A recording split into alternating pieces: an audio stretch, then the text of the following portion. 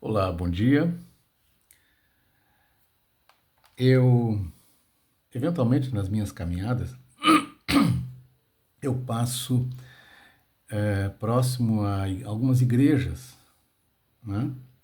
Algumas igrejas, e cada igreja tem uma característica na sua forma de pregação, na sua forma de culto, e eu respeito-as todas, principalmente porque eu sei que as pessoas que estão lá dentro, embora muitas delas eu não me identifique com a sua linha teológica, mas isso não significa que eu não respeito o, a devoção das pessoas que estão ali, e Deus tem um plano especial para todas as pessoas, até mesmo para mim. Eu não acho que a minha religião é a única certa, né? E, enfim, não estou aqui para julgar ninguém. Não, mas não é sobre a religião, não é sobre as igrejas, nem sobre as doutrinas que eu quero falar. Eu quero falar sobre o pregador. E eu observo uma coisa, tem, por exemplo, uma igreja que eu vi outro dia, pequenininha igreja, deve ter o quê? Umas 60 pessoas, deveria ter umas 50 pessoas no máximo, lá dentro pelo volume ali, não mais que isso, tá? E do outro lado da rua, sabe, a 50 metros, a 40 metros de distância, a gente é capaz de ouvir os berros, os gritos do pregador ao microfone, com caixa de som potente. Aí eu me pergunto por que que numa igrejinha de 50 pessoas, num espaço acústico, né, razoável, tem que ter microfone. Tá bem, para poupar a voz do pregador, mas por que que tem que berrar no microfone? Por que que o pregador tem que ficar berrando? Eu lembro que eu aprendi a pregar, eu aprendi a discursar a minha oratória. Eu deveria ter uns 15, 16 anos de idade. Eu aprendi a pregar dentro da minha igrejinha, que deveria ter umas 20 pessoas, 30 pessoas, não mais que isso. E entre a congregação, uma dessas pessoas era a minha avó, que ela era uma velha muito debochada. Ela me criticava, ela só com o olhar, eu dizia alguma coisa que fugia do contexto, né, na empolgação, de estou pregando e tal. Ela só olhava para mim e dizia: não, meu filho, não é assim. E aí isso derruba o pregador, derruba a oratória, derruba a linha de raciocínio. Então eu tive que aprender a pregar, reconstruindo a trajetória como faz o GPS, por conta de ela, mas tinha outros que faziam a mesma coisa, entendeu? Olhava para mim e ria, eu sabia, eu disse bobagem, eu disse besteira. Eu aprendi a consertar as besteiras no meio do caminho, e eu então, no mínimo, diz: olha, eu não sei o que eu falei, que depois vocês me corrigem, tá? Muito bem. Então, eu pensei, por que que esses pastores têm que berrar? E aí a gente olha, chega a virar piada, chega a virar meme no YouTube, pregadores, nem vou dizer que são pastores, pregador, que eu tenho muito respeito pelo pastor, pela função do pastor. Agora tem pastor e pastor. Eu estou falando, agora eu vou falar aqui dos, dos inadequados, né?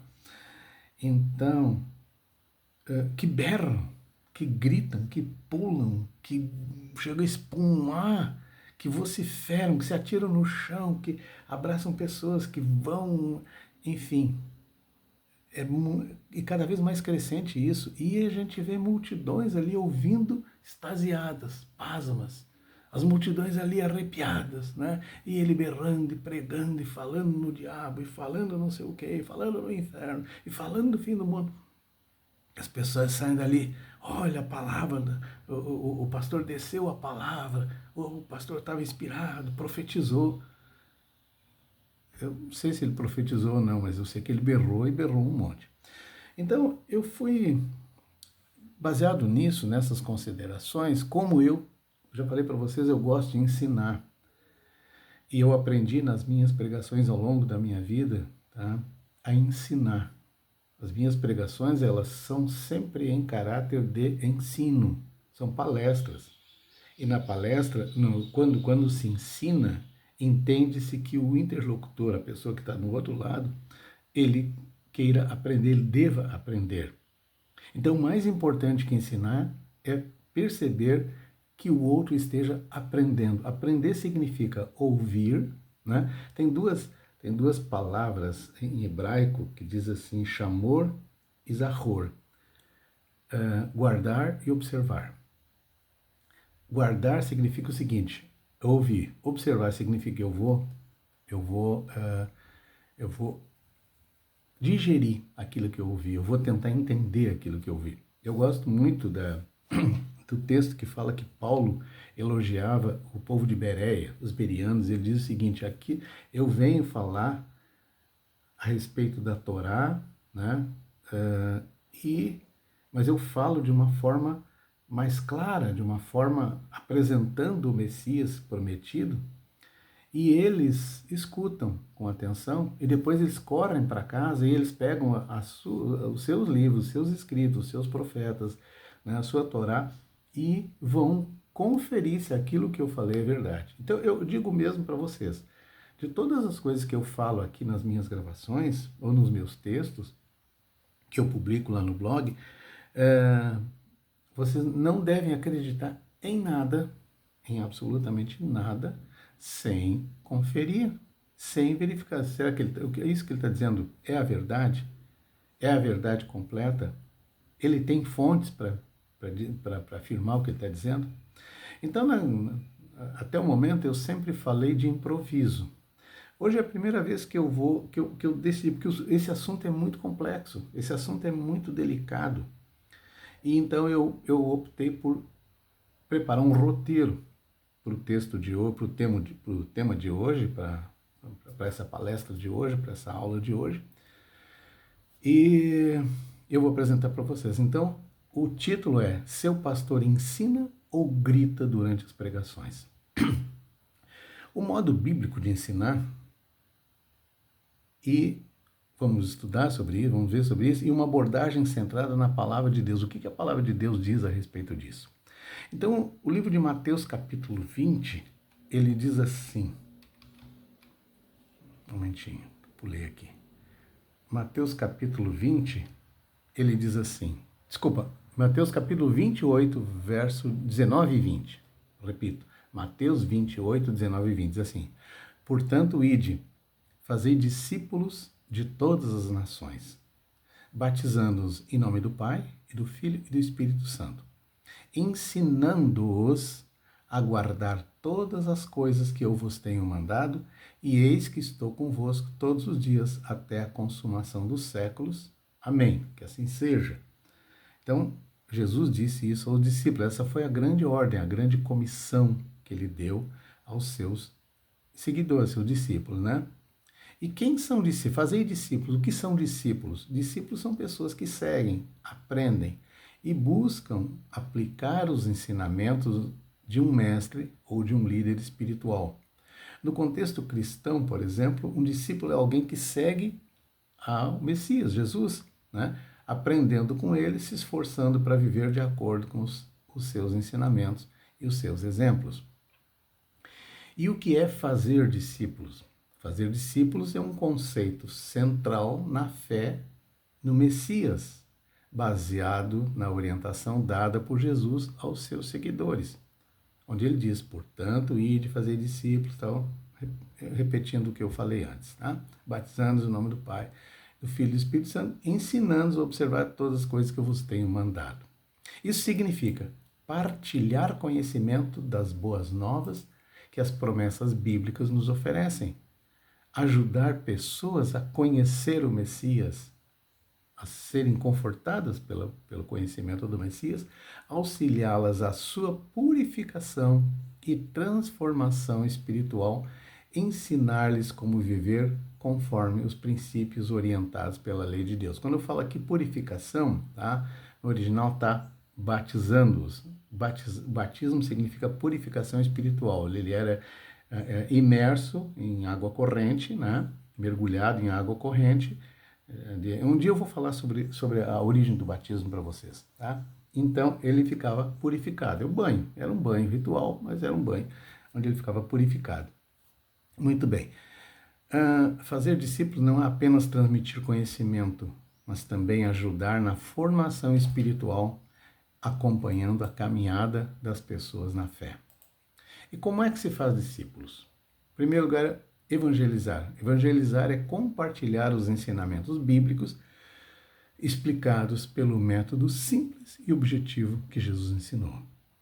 Ensinar, ajudar os novos conversos a compreenderem a Bíblia, os valores da lei de Deus e os ensinamentos do manual do fabricante, que é a palavra de Deus. Acompanhar, estar presente para apoiar, corrigir, incentivar o crescimento espiritual. Multiplicar, ensinar os discípulos a fazerem outros discípulos, criando um ciclo contínuo de aprendizado e discipulado. Ou seja, ensinar não apenas o texto, explicando o contexto, mas também a didática, a dinâmica, a pedagogia, para que estes também possam ensinar a outras pessoas. Então, no contexto mais amplo, discipulado é uma jornada relacional e prática que envolve o crescimento na fé, o compromisso com Deus e o desejo de refletir a vida do Messias no dia a dia. O modo bíblico de ensinar é uma abordagem educacional profundamente enraizada nos princípios e nos valores da Bíblia. Ele procura transmitir conhecimento não apenas de forma intelectual, mas também espiritual, transformando a vida daqueles que aprendem. Vamos ver algumas características do modo bíblico de ensinar. Em primeiro lugar, centrado na palavra de Deus. A Bíblia é a principal fonte de conhecimento e sabedoria. Todo ensino se baseia em seus princípios e nas suas verdades. Segundo, ele é holístico. Ele aborda não apenas... Holístico vem de holos, todo, conjunto, tá? Aborda não apenas o intelecto, mas também as emoções e a espiritualidade. O objetivo é desenvolver o ser humano como um todo. Ele é transformador. Ele busca transformar vidas, ajudando as pessoas a crescerem em seu relacionamento com Deus e aplicar os princípios bíblicos nas suas vidas. Relacionamento. Ele enfatiza a importância do relacionamento entre o professor e o aluno, entre o pastor e o membro da congregação, criando um ambiente de confiança, de tranquilidade e apoio mútuo. Guardem essas palavras que eu vou falar sobre isso lá no final. Prático. O ensino bíblico não é apenas teórico, mas é também prático. Os alunos são encorajados a aplicar o que aprendem em suas vidas. Comunitário. O ensino bíblico ocorre em comunidade, proporcionando um ambiente de apoio e crescimento mútuo. Quais são os benefícios do modo bíblico de ensinar? Nós estamos falando do modo bíblico até aqui. Conhecimento sólido. Os alunos adquirem um conhecimento profundo e sólido da Bíblia e dos seus princípios. Crescimento espiritual. O ensino bíblico promove o crescimento espiritual dos alunos, ajudando-os a desenvolver um relacionamento mais profundo com Deus. Transformação pessoal. Os alunos experimentam a transformação pessoal à medida que aplicam os princípios bíblicos em suas vidas. Comprometimento social. Os alunos são motivados a servir a comunidade e fazer a diferença no mundo. Lembra que eu tenho sempre dito até aqui? Eu não tenho capacidade de salvar o planeta, eu não tenho capacidade de salvar o mundo, mas eu tenho compromisso social com a pessoa que está do meu lado, com a pessoa que está à minha frente, com a pessoa que está ao alcance da minha mão, que possa se tornar ajudadora, auxiliadora. Vamos pegar alguns exemplos dessas aplicações. No ensino religioso, nas igrejas, nas escolas bíblicas, o modo bíblico é usado para ensinar Bíblia e teologia. Na educação em casa, famílias tementes a Deus utilizam o modo bíblico para educar seus filhos em casa, integrando-os à fé em todos os aspectos de aprendizagem. Ministérios. Organizações religiosas utilizam o modo bíblico para oferecer cursos e treinamento em diversas áreas. Estamos falando ainda de ensinamento e método de ensino. Nós concluímos, portanto, até aqui que o modo bíblico de ensinar é uma abordagem poderosa que pode transformar vidas. Transformar vidas não é apavorar pessoas. Falamos sobre isso mais adiante. Ao centrar-se na palavra de Deus, enfatizar o crescimento espiritual, ele oferece um caminho para um aprendizado mais profundo e significativo. E aqui nós entramos no tema central dessa reflexão: gritar ou ensinar? Qual é a abordagem bíblica?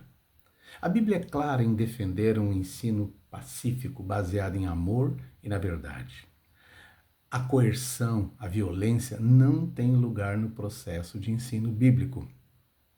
Os princípios bíblicos para o ensino são baseados em Deuteronômio capítulo 6, versos 4 a 9, que diz assim: Ouve, Israel, o Senhor é nosso Deus, o Senhor é um, o único Deus. Amarás, pois, o Senhor teu Deus de todo o teu coração, de toda a tua alma, de todas as tuas forças. E essas palavras que hoje te ordeno estarão no teu coração. E as ensinarás a teus filhos, e delas falarás assentado em tua casa, e andando pelo caminho, e deitando-te, e levantando-te. Também as atarás por sinal na tua mão, e serão por frontais entre os teus olhos, e as escreverás nos umbrais da tua casa e nas tuas portas. Aqui não encontramos nenhuma referência a gritos e berros durante a pregação. O ensinamento deve ser baseado no amor. A base de todo ensino bíblico é o amor. Jesus disse: amai os vossos inimigos, abençoem os que te maldizem, façam bem aos que te odeiam e orem pelos que te perseguem e te caluniam. Mateus 5,44. Paciência. O ensino bíblico requer paciência e perseverança. Paulo exorta Timóteo a ser paciente em tudo. Segundo carta de Paulo, segundo a Timóteo, segunda carta de Paulo a Timóteo, capítulo 4, verso 2. Gentileza. A Bíblia valoriza a gentileza e a mansidão. Pedro escreve: revestivos de toda humildade, de mansidão, de longanimidade, suportando-vos uns aos outros em amor. Efésios, capítulo 4, verso 2. Verdade. O ensino bíblico deve ser baseado na verdade. Jesus disse: conhecereis a verdade e a verdade vos libertará. João 8,32. Vamos ver alguns exemplos bíblicos. Jesus era conhecido por sua paciência e gentileza ao ensinar. Ele usava parábolas e exemplos do dia a dia para ilustrar seus ensinamentos, tornando-os compreensíveis e memoráveis. Paulo foi um dos maiores líderes da igreja primitiva. Ele era um mestre de comunicação, ele adaptava a sua mensagem ao público e utilizava uma linguagem clara e concisa. Os profetas do Antigo Testamento, como Isaías, Jeremias, eram chamados a proclamar a mensagem de Deus, mas sempre com um chamado à conversão e ao arrependimento, não à violência. Então, por que é que o grito não é um método bíblico? Porque ele afasta as pessoas. O grito cria um ambiente de medo, de hostilidade, afastando as pessoas da mensagem. O grito não convence, a verdade se impõe por si mesma. A força não é necessária para convencer alguém da verdade. Porque o grito ele contradiz o caráter de Deus. Deus é amoroso, é paciente. Gritar contradiz esse caráter. Em resumo, a Bíblia nos ensina que o ensino deve ser feito com amor, com paciência, com gentileza, com verdade. O grito não tem lugar nesse processo. Ao invés disso, devemos buscar maneiras criativas e eficazes de comunicar a mensagem de Deus de forma clara e relevante. Gritar como método de empoderamento e intimidação de fiéis. Vamos fazer uma análise à luz da Bíblia. Amor e gentileza. A Bíblia enfatiza repetidamente a importância do amor, da paciência, da gentileza no relacionamento interpessoal, especialmente no contexto do ensino. Jesus é o maior professor, era conhecido por sua mansidão e humildade. Verdade na graça. A verdade deve ser ensinada com graça e amor. A coerção, a violência não tem lugar no processo de ensino bíblico. Exemplo líderes religiosos devem ser exemplos para o rebanho. Aqui, lembra que eu falei dos bons pastores. Seus atos e atitudes devem refletir os ensinamentos do Messias. O grito como forma de controle. Primeiro, intimidação. O grito pode ser usado como uma forma de intimidar e controlar as pessoas, criando um ambiente de medo e de submissão. Manipulação. Ao gritar, o líder pode manipular as emoções dos seguidores, levando-os a tomar decisões ou acreditar em coisas que, em um estado emocional mais calmo, eles questionariam. E se tem uma coisa que faz com que maus líderes tremam de pavor, é um membro que os questiona. Distorção da mensagem. O grito pode desviar a atenção da mensagem central e criar um ambiente de conflito e de divisão. Quais são as consequências do grito? Danos emocionais. O grito pode causar danos emocionais profundos nas pessoas, especialmente nas crianças e nos adolescentes. Perda de respeito. Ao gritar, o líder perde a autoridade moral e o respeito dos seguidores. Afastamento da fé. Muitas pessoas deixam de frequentar igrejas e grupos religiosos devido a experiências negativas relacionadas ao grito e à violência verbal. Quais são as alternativas ao grito, então?